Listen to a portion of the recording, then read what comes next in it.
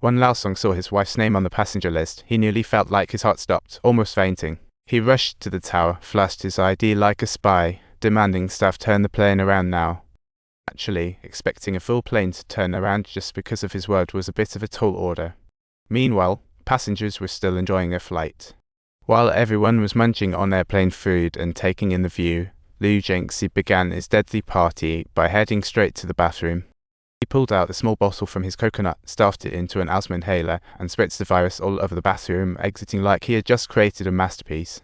When he bumped into old Li's daughter, Liu Zhengxi's expression twisted like he had just seen a cadaver in anatomy class, and he quickly stepped aside to let her. Just as the little girl was about to enter, another rushy passenger cut in line.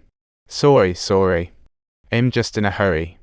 The little girl giggled, and he cheekily whispered something in her ear. Meanwhile, the man in the bathroom felt like the air was filled with powdered sugar. Annoyed, he waved his hand and slowly stepped out. He hurried to find the flight attendant to complain like he'd discovered an alien. Then she quickly rushed to the bathroom. When she confirmed there were indeed powdery particles, she pulled out tissues and started cleaning up as if she was tidying her own kitchen. Thanks to this action, the plane hit the fast lane to disaster. Right after tidying up, he rushed to prepare lunch for the captain. While handling a steak, some virus powder accidentally dropped onto it, and clueless, he unknowingly delivered the virus to the captain. Shortly, the plane jolted, waking up sleepy old Lai, who caught a glimpse of the passenger next to him watching a Terre-themed flight video. The passenger laughed it off, but old Lai didn't, realizing the man in the video was on board too. More shockingly, he learned from his daughter about another startling revelation, and old Lai rushed to show the video to the crew, claiming the man had something on him. He suspected it was a weapon and, fearing disbelief, pulled his daughter Zemin out to repeat what Liu Zhengxi had said. Listening to Zemin's recount, everyone was shocked, and the chief attendant promptly approached Liu Zhengxi, cornering him for an explanation. But Liu Zhengxi denied all accusations, compelling the chief attendant to seek old Lai to monitor Li's actions. He advised old Lai not to raise an alarm to avoid unnecessary panic, as something fishy was brewing.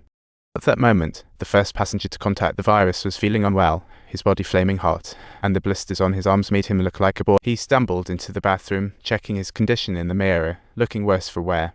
Suddenly, his nose bled and worse, his left eye burst. He screamed from the bathroom for help, scaring everyone away. Just as he stumbled out, blood gushed forth, and he collapsed, catching the eye of a doctor among the passengers who rushed over in a panic to help. The outcome freaked out all the passengers into stillness, yet they remained oblivious to the gravity of the situation, quietly gawking like it was a horror movie. At that moment, old Lai saw a weird smile on Liu Zhengxi's face by the restroom and doubted himself instantly. He rushed over and grabbed Liu Zhengxi, tearing at his clothes to uncover the truth. Just when they were to stand off, the co-pilot arrived, yanking old Lai back to untangle the situation. The co-pilot took out a paper to verify Liu Zhengxi's identity, discovering the pilot received a telegram disguised message about Li spreading the virus on board. However, what he didn't notice as he left was that the captain had developed blisters on his hands. In the face of accusations, Liu Zhengxi played dumb, acting innocent to the surrounding passengers. However, it was too late. Liu Zhengxi had already released the virus before being subdued. Soon, the ground control tower received news of him being subdued, but it was shortly followed by the grim news that passengers were dying from the virus. The virus being released and the plane instantly raised alarms at high levels, and an emergency team was quickly set up. They immediately dialed the plane's phone, hoping to negotiate with Liu Zhengxi for the antidote. Little did they know Liu Zhengxi had already made preparations. A psychological battle for life and death was about to unfold, aiming for everyone on board to join him in the grave. Co-pilot, burning with anger, grabbed Liu Zhengxi by the collar, demanding, "Where is the antidote?" However, Liu Zhengxi suddenly broke into a silly grin, and just as the co-pilot looked perplexed, he sprayed blood all over his face.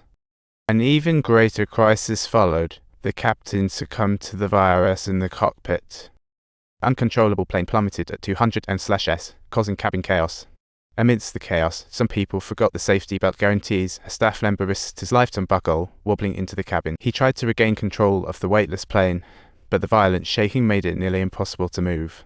As the plane neared disaster, a hero finally arrived, quickly pulling down the throttle and stabilizing the captain's body. Gritting his teeth, He and the others pulled with all their might on the control lever, successfully pulling the plummeting plane back up.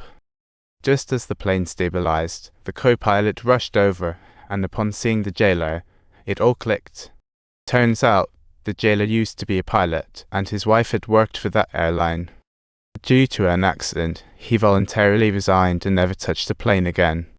In those brief minutes, Liu Zhengxi had succumbed to the virus effects, shocking the emergency team like a bolt from the blue. Developing an antidote for this unknown virus takes months, like facing an unbeatable boss. Even more troublesome was that a passenger/journalist caught the footage of the attempt to capture Liu Zhengxi and the chaos in the cab. He uploaded it to a TV station via airline web service, making it a hit that night. The emergency team, trying to hide the truth, sank into despair.